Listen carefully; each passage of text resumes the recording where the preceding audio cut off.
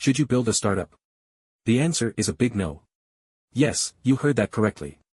You shouldn't try to be a startup founder, and here are the reasons. First reason, you just want to be a founder. Yes, it's cool to be a founder these days. It's like a thing to show off. People are literally the founders of Instagram pages, photography services, and hotels. Literally every other person is a founder these days. Social validation and the desire to be looked upon as a founder are two reasons to do it. But if you really want to be a founder just because it's cool to be one, save yourself the trouble and do not start. Second reason, you think it'll make you rich super quick. You read about founders becoming millionaires at an early age, founders selling their companies and making billions, founders driving cool cars, founders flying in private jets, etc. Sadly, the stories you read in the newspapers, on Instagram, or on LinkedIn are of probably 0.001% of founders out of the hundreds of thousands who start their startups every year. No one talks about the rest. No one wants to listen to the stories of people who failed because they are not considered cool stories. Ask any founder, and by founder, I mean anyone who has created something that solves a real problem and gives value to people, and they will tell you how extremely difficult it is. It will not make you super rich quickly. Your motivation must be to solve problems, not make money. Third reason, you want to be a boss. You read about or see content like this on YouTube or Instagram about how it's absolutely fabulous to be your own boss and how cool it is, and you are motivated by it. Of course, being your own boss can be great, and being motivated is a great thing. But if being your own boss is your only motivation, then chances are you're not going to succeed.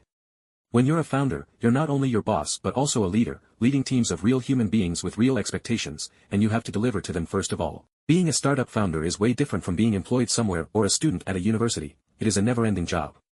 You probably won't understand it just by reading about it. But you'll definitely experience it, probably 2 months after starting a real startup and working with a team. It takes over your life in ways you can't imagine. Take a small example of this dash. Mark Zuckerberg's life seems to be great, and you may idolize or even envy him, but you need to understand that it's not so enviable after all. He was a college kid when he started Facebook and started to run around to make Facebook big every single day, and he hasn't stopped ever since. He's now turned Facebook into a mammoth where something or another goes wrong every single day, and he needs to take care of that. Everywhere he goes on a holiday, you can be sure he's going to come back to hundreds of emails waiting to bombard him and tens of issues that need his attention. That's what happens when you're the boss. You'll do wonders if you have what it takes to be the boss, but you won't go far if you just want to be one for the sake of it. Fourth reason, it is extremely difficult. Building a startup is extremely difficult. In fact, I believe it's one of the most incredibly difficult things in the world. It is not only difficult, but it may actually be the most difficult thing you will ever do. I often tell people that perhaps scaling Everest without oxygen cylinders is easier than building a successful startup. I would never recommend it to anyone who cannot handle stress because every day, especially the early days, is full of low points. There are 100 things that require your attention constantly, and it is humanly impossible to handle them all at once without being overwhelmed.